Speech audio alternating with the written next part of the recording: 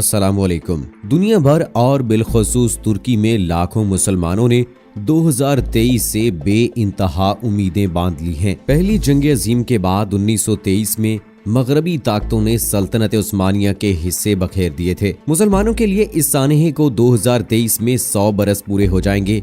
कई बरसों से तुर्की और अब हालिया कुछ अरसे से पाकिस्तान में भी ये खबरें गर्दिश कर रही हैं कि अगले 5 बरस में तुर्की और मगरब के दरमियान तय पाने वाले बाज़ मुआहिदों की 100 साला मुद्दत पूरी हो जाएगी। इसके नतीजे में न सिर्फ तुर्की को अपनी हदूद में तेल निकालने और आबनाए बास्फोर से गुजरने वाले जहाजों पर टैक्स लगाने का इख्तियार मिल जाएगा, बल्कि मक्का मुकरमा और मदीना मुनव्वरा भी सऊदी हुकूमत की बजाय तुर्की के कंट्रोल में आ जाएंगे। लेकिन दोस्तों, जिसकी उम्मीद 2023 में की जा रही थी, तुर्की ने वो काम 20 मई 2020 को ही अंजाम दे दिया है।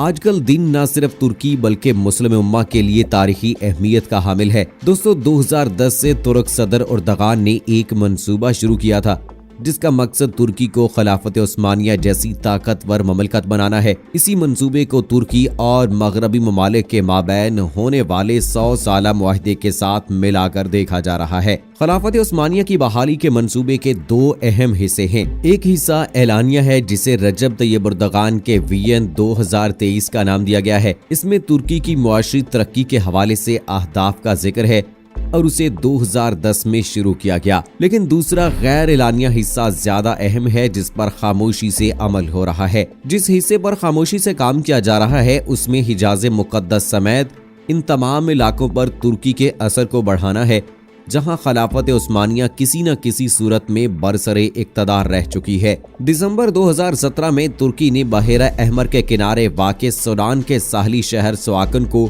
99 साला लीज पर हासिल कर लिया। ये जगह सल्तनत उस्मानिया का हिस्सा थी। उस्मानी दौर में हाजियों के काफिले यहाँ पहुँचते थे और फिर यहाँ से कश्तियों में समंदर पार करते हुए जद्दा उतरते थे। उस जमाने में ये तजारती बंदरगाह भी थी, लेकिन मौजूदा दौर में पोर्ट सूडान के नाम से एक नई बंदरगाह यहाँ से 35 किलोमीटर के फासले पर काम कर रही है। तुर्की ने सूडान से ये साहली बंदरगाह इस बुनियाद पर लीज पर ली है कि तारीखी शहर की तामीर नौ के बाद उसे सियाहती मकाम बनाया जाएगा। ताहम मुआहिदे की शराइत में ये बात भी मौजूद है कि तुर्की अपनी जंगी जहाज यहाँ रख सकता है और मुस्तकबिल में ये किसी भी किस्म के फौजी ताउन के लिए इस्तेमाल हो सकती है। सऊदी अरब के करीब तुर्की ने ये वाहिद जगह हासिल नहीं की। स्वाकिन के मुआहिदे से 3 माह पहले तुर्की ने सोमालिया में फौजी अड्डा बनाया था। स्वाकिन बंदरगाह खिलाफत उस्मानिया बहाली का कितना अहम हिस्सा है, इसका अंदाजा तुर्क सदर अर्दगान की सूडान में की गई तकरीर से लगाया जा सकता है। उन्होंने कहा कि तसव्वुर करें कि तुर्की से हाजी यहाँ आते हैं, स्वाकिन में तारीखी मकामात का दौरा करते हैं और फिर कश्ती में बैठकर जद्दा पहुँचते हैं।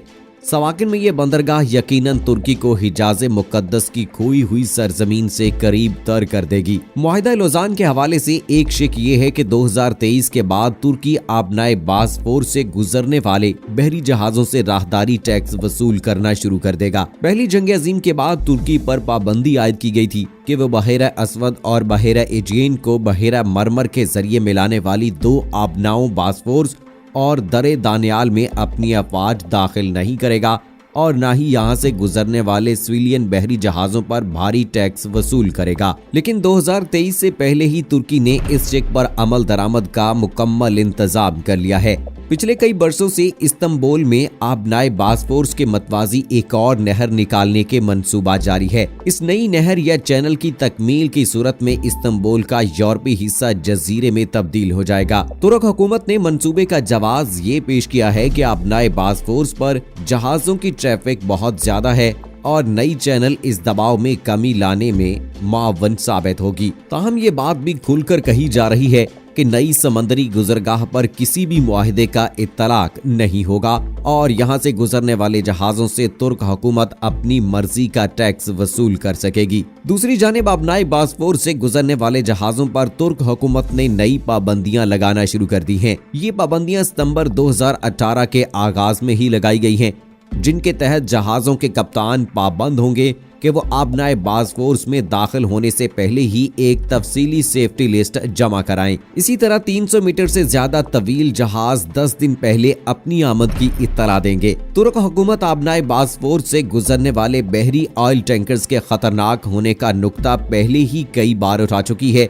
ऐसे हालात में कहा जा सकता है कि 2023 तक गैर मुल्की जहाजों से भारी टैक्स वसूली की तुर्क तैयारियां मुकम्मल हैं। अब हम आते हैं तुर्की की मईशत से जुड़े सबसे अहम नुक्ते की तरफ, और वो है तुर्की की जोग्राफियाई हदूद के अंदर तेल और गैस की तलाश और ड्रिलिंग। इस 100 साला खुफिया मुआहदे की शिक के तहत कहा जाता है कि तुर्की पर यह पाबंदी आयद की गई थी कि वो अपनी हदूद के अंदर तेल को नहीं निकाल सकता। तुर्की में हर साल ही अखबारात में खबरें आती हैं कि फलां जगह तेल के जखायर दरियाफ्त हुए हैं, लेकिन फिर खामोशी छा जाती है। तेल तलाश करने वाले सरकारी इदारों के माहिरीन ने कई बार बताया है कि जब भी वो कोई नई दरियाफ्त करते हैं तो उन्हें आला इंतजामिया की तरफ से कहा जाता है कि मज़कूरा जगह पर निशानी लगाकर उसे सील कर दो, क्योंकि 100 साला मुआहदे की पासदारी ने तुर्की को तेल की ड्रिलिंग से 2023 तक रोक रखा है। अब ताज़ा तरीन पेशरफ्त के तहत तुर्की ने बाहिरा रूम में तेल की तलाश और ड्रिलिंग के आगाज का ऐलान कर दिया है। यूं 100 साला मुआहदे की वो शिक जिसके तहत तुर्की तेल और गैस के ड्रिलिंग नहीं कर सकता, आज अमली तौर पर गैर फाल कर दी गई है।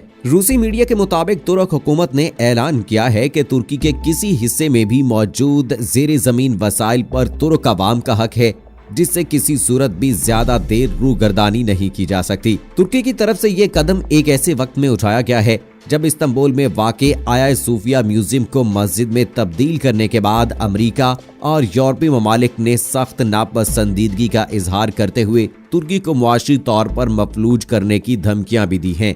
यूं अब तेल की ड्रिलिंग के आगाज से ये बात मजीद आया हो चुकी है कि तुर्की अब खिलाफत उस्मानिया की बहाली का बाकायदा ऐलान करने में देर नहीं लगाएगा। लेकिन इसमें अहम बात यह है कि अगले इक़दामात में हिजाज़े मुक़द्दस पर कंट्रोल हासिल करना भी है। सऊदी शाही हुकूमत पहले ही खित्ते में तुर्की के बढ़ते असर और रसूख बिलखसूस सकाफती असरात से परेशान है। सऊदी अरब ने तुर्की के ड्रामे अपने टीवी चैनल पर नशर करने पर पाबंदी लगा दी है।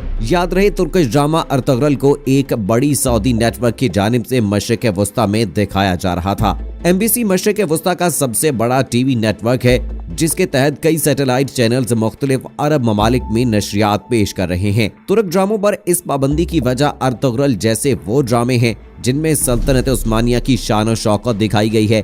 ये ड्रामा न सिर्फ अरब ममालिक समेत पूरी मुस्लिम उम्मा में मकबूल है, बल्कि ये पाकिस्तान में भी मकबूलियत के तमाम रिकॉर्ड तोड़ चुका है। दोस्तों, तुर्की के सदर रजब तैयब एर्दोगान तुर्की को तरक्की की राहों पर गामजन करने के लिए हमेशा कोशिश करते रहे हैं। आपने देखा कि 2016 में उनके खिलाफ बगावत की गई, लेकिन रजब तैयब एर्दोगान के जितने भी साथी हैं, उनके पैरोकार हैं, उनके मानने वाले हैं, उनको अपना मोहसिन समझते हैं, उन्होंने इस बगावत को नाकाम भी बनाया। और फिर हमने देखा कि किस तरह से अब आया सूफिया को दोबारा से मस्जिद में तब्दील करने जैसा बड़ा और अहम फैसला लिया गया है रजब तैयब एर्दोगान की जानिब से।